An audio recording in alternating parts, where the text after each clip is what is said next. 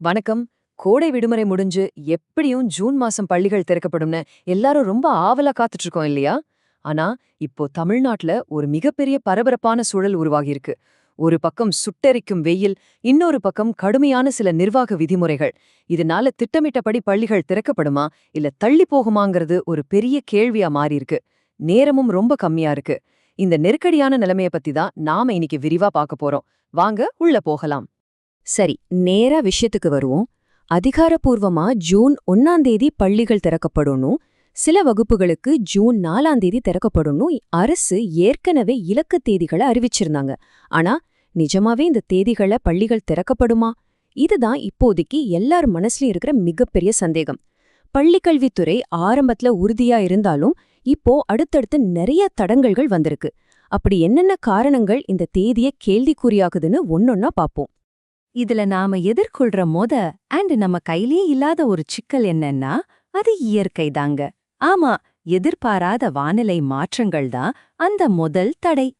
இப்போ தமிழ்நாட்டுல இருக்கிற ஒரு வித்தியாசமான சூழ்நிலையே இது ரொம்ப தெளிவா காட்டுது. ஒரு பக்கம் பாத்தீங்கன்னா, சில மாவட்டங்கள்ல வெயில் சும்மா சுட்டு இருக்குது, நாளுக்கு நாள் வெப்பநிலை கூடிக்கிட்டே போகுது. ஆனா, அதுக்கு நேர்மாறா இன்னொரு பக்கம் சில மாவட்டங்கள்ல திடீர்னு மழை பெய்து ரொம்பவே குளிர்ச்சியான ஒரு கிளைமேட் இருக்கு. இந்த மாதிரி முரண்பாடான கணிக்க முடியாத வானிலை தான் இப்போதைக்கு முதல் பெரிய தலைவலி. பள்ளிக்கல்வித்துறை அமைச்சர் ஏற்கனவே தேதி அறிவிச்சிருந்தாலும் வெயிலோட தாக்கம் ரொம்ப அதிகமா இருக்கிறதால முதலமைச்சர் இது சம்பந்தமா ஒரு முக்கியமான ஆலோசனை நடத்த போறாரு. இந்த மீட்டிங் முடிஞ்ச பிறகு மாணவர்களோட நலனை மனசுல வச்சு ஒருவேளை பள்ளிகள் திறப்பு தள்ளி போக கூட அதிக வாய்ப்புகள் இருக்குன்னு தான் இப்போதைக்கு தகவல்கள் வருது. ஒருவேளை வெயில் குறைஞ்சு திட்டமிட்டபடியே பள்ளிகள் திறக்கப்படுதுன்னே வச்சுப்போம். ஆனா மாணவர்கள் எப்படி பாதுகாப்பா ஸ்கூலுக்கு போவாங்க? இங்கதான் அடுத்த ஒரு மாபெரும் நிர்வாகச் சிக்கல் ஆரம்பமாகுது. தமிழக அரசு இப்போ ஒரு புதிய ரொம்பவே கடுமையான விதிமுறையை கொண்டு வந்திருக்காங்க. அது என்னன்னா, தமிழ்நாடு முழுவதும் இருக்கிற எல்லா பள்ளி வாகனங்களையும் கட்டாயமா ஜிபிஆர்எஸ் அல்லது ஜிபிஎஸ் கருவி பொருத்தப்பட்டிருக்கணும். மாணவர்களோட பாதுகாப்பை உறுதி செய்யறதுக்காக தனியார் பள்ளி வாகனங்கள் மேல அரசு ரொம்ப கடுமையான நடவடிக்கைகளை எடுத்துட்டு வராங்க அப்படிங்கிறது இதுல இருந்து நல்லாவே தெரியுது. இப்போ இதுல ரொம்ப சுவாரஸ்யமான விஷயம் என்னன்னா, இந்த ஒட்டுமொத்த பிரச்சனைக்கும் ஒரு முக்கிய காரணமே ஒரு மாபெரும் விலை வித்தியாசம்தான். தனியார் பள்ளி வாகன உரிமையாளர்கள் ஏன் இவ்ளோ கோவமா இருக்காங்கன்னு இப்ப பார்க்கலாமா? சாதாரணமா ஒரு ஜிபிஎஸ் கருவியோட உண்மையான விலை பாத்தீங்கன்னா வெறும் 3000 ரூபாய் தாங்க. ஆனா அத வாகனங்கள்ல பொருத்துறதுக்கு பள்ளி வாகன உரிமையாளர்கள் கிட்ட 18,000 ரூபாய் கேட்கப்படுது. நம்ப முடியலையா? ஆனா இதுதான் உண்மை. இந்த மாபெரும் விலை வித்தியாசம்தான் தனியார் பள்ளி சங்கத்தினர் மத்தியில பெரிய கொந்தளிப்பை ஏற்படுத்தியிருக்கு. வெறும் 3000 ரூபாய் மதிப்புள்ள ஒரு பொருளுக்கு 18,000 ரூபாய் கேட்கறது தங்களை வதைக்கிற மாதிரி இருக்குன்னு அவங்க வெளிப்படையாவே குற்றம் சாட்டுறாங்க. இதோட நேரடி விளைவு என்ன தெரியுமா? இந்த விலை முரண்பாடு காரணமா இப்போ ஒரு மாபெரும் போக்குவரத்து வேலை நிறுத்தம் வெடிக்கிற நிலைமைக்கு நாம நிக்கிறோம். அரசு கொண்டு வந்திருக்கிற இந்த விதிமுறையால என்ன சங்கிலி தொடர் விளைவு ஏற்பட போகுதுன்னு இது ரொம்ப தெளிவா விளக்குது. முதல் படி, வாகனத்துல ஜிபிஎஸ் பொருத்தப்படலனா அடுத்தபடியா அந்த வாகனத்துக்கு தகுதி சான்றிதழ், அதாவது எஃப்சி கிடைக்காது. மூணாவது படி, எஃப்சி இல்லாம எந்த ஒரு பள்ளி பேருந்தும் ரோட்ல ஓட முடியாது. சுருக்கமா சொல்லணும்னா, இந்த ஒரு விதியை ஃபாலோ பண்ணலைன்னா ஒட்டுமொத்த பள்ளி போக்குவரத்தும் அப்படியே முடங்கிடும். இதுல வாகன உரிமையாளர்கள் சங்கத்தோட நிலைப்பாடு ரொம்பவே ஸ்ட்ராங்கா இருக்கு.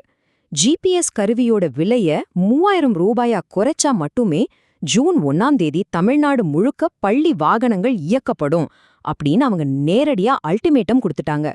இந்த கடுமையான விதிகளை அவங்க ஒரு பெரும் சுமையா பாக்குறாங்க.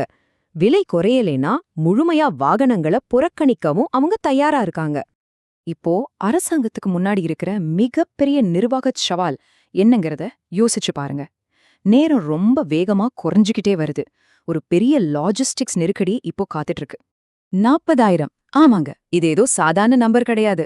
இதுதான் தமிழக அரசு நிர்ணயிச்சிருக்கிற அந்த மெகா டார்கெட். அதாவது தமிழ்நாடு முழுக்க இருக்கிற சுமார் 40,000 தனியார் பள்ளி வாகனங்களை வெறும் சில நாட்களுக்குள்ள அரசு அதிகாரிகள் ஆய்வு செஞ்சு முடிக்கணும். நினைச்சு பாருங்க, பிராக்டிக்கலா இது எவ்ளோ பெரிய சவால்னு.